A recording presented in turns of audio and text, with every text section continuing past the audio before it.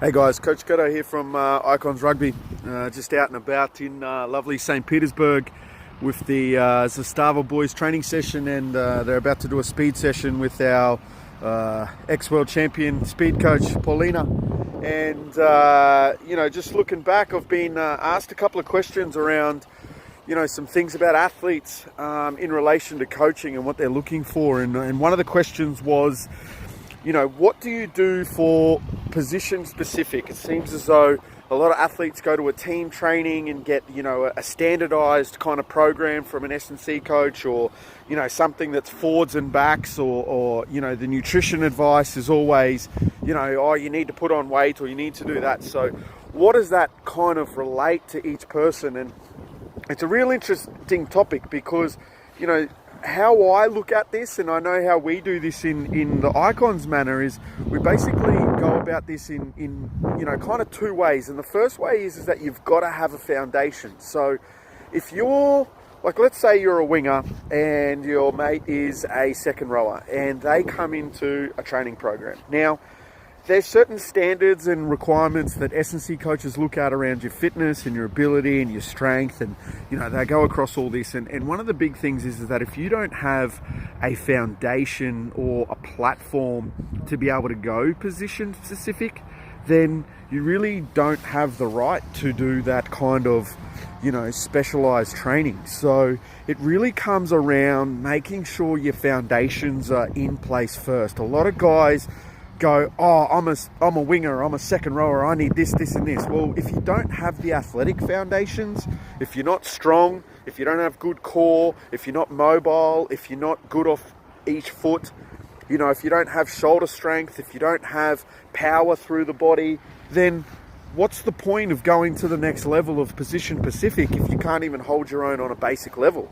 So that would probably be the first content. Then, once you achieve that, you need to kind of look at what requirements are on the field. And rugby is a changing game where wingers now hit cleanouts just as much as, anyone else. Well, maybe not as much as the tight five and your seven, but wingers hit cleanouts just as much as centers because they're primary supports. Second rowers have special skills as well, so they've got to be explosive off the ground. Wingers have to be athletically fast but dynamic, but also hold a strong core. So if you don't have access to a coach who is, advanced enough to kind of help you in this area, the easiest way is to go watch 10 games of rugby. I use sevens a lot outside of the tight five because sevens shows the basic skill sets required for any footy player.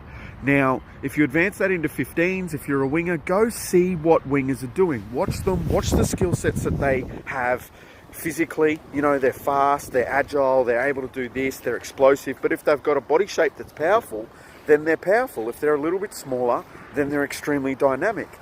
Then you can look to engage an S&C coach who can help you build on those core principles. So once you've got your foundation, you can then look to advance in your certain area. So second rowers need great core strength and greater strength through the legs, but also huge explosive reactions through their feet, through their flexion to be able to explode off the ground. Props need a certain kind of neck strength and back strength and upper lats to be able to hold a scrum together, because core is everything, but also they need the upper back. And then also through the hips. Your tens need to have great stability and ability to be able to stop on a dime and be able to control the situation, and a lot of hand-eye coordination under fatigue.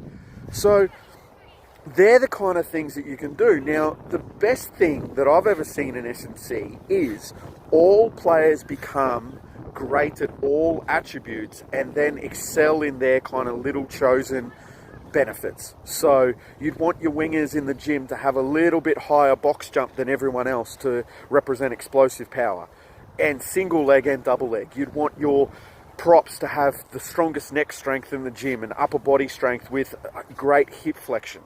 You'd want your tens to have extreme flexibility through their legs and also the ability to have good upper body strength because they come into contact zones a lot.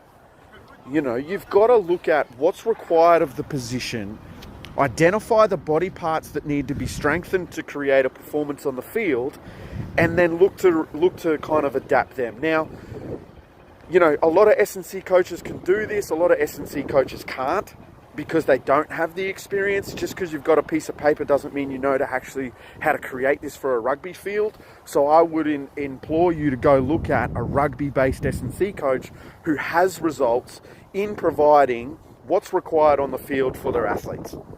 Okay? Now, in and around nutrition. Nutrition's probably the biggest, you know, questionable, I guess, you know, facet of training that everyone talks about, because everyone's got an opinion, everyone has advice, everyone has this. Some people are qualified, some people aren't. But just like S&C coaches, I believe that just because you've got the piece of paper doesn't mean you know what's best for a rugby-based athlete. You know, technically you should, but it doesn't mean you do.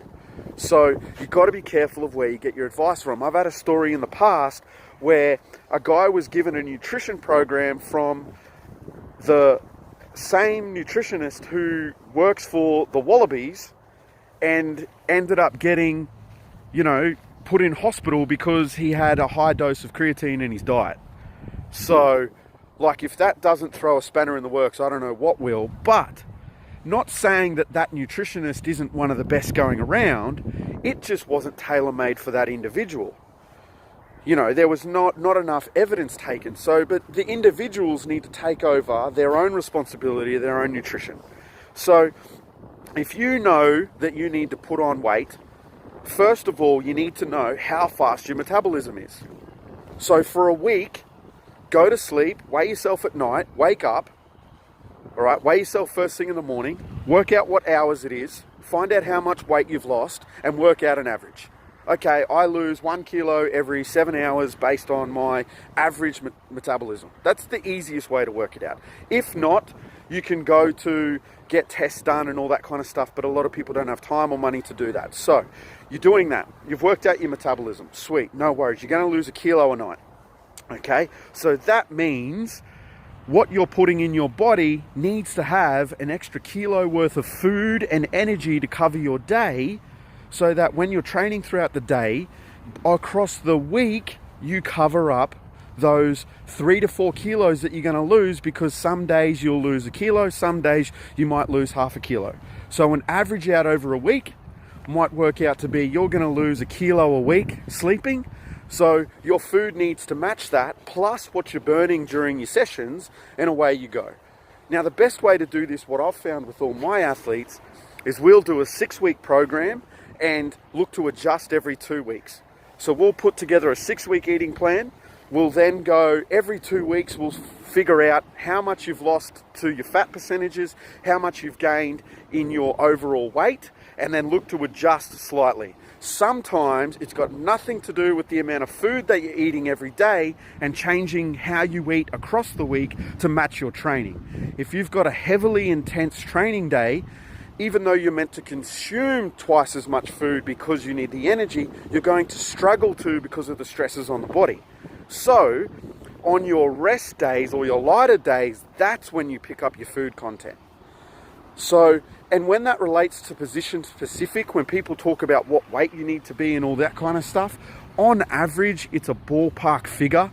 My biggest thing is that your power to weight ratio is adequate. So at the end of the day, you're going to have to be a little, size is always better if you are powerful and explosive and fast. Okay, being big isn't great if you can't use it. Okay, and being small isn't great if you can't use it. So if you're lighter, you need to be extremely dynamic and explosive. You need to be extremely strong on your feet and have great stability in core so that you can handle and come through contact zones. So guys, if you've got any questions around this or you want any help, then please reach out to me or any one of the Icons team. I know Manny does this as well. He talks about this a lot. And anyone else, if you have experts in your own field, in your own environment, ask them some questions. A lot of people aren't going to agree with me on here, but I don't really give a fuck, because I know what works for my people and I get results, and you know, that's what goes. So guys, if you have any questions, reach out. I'm out. Peace.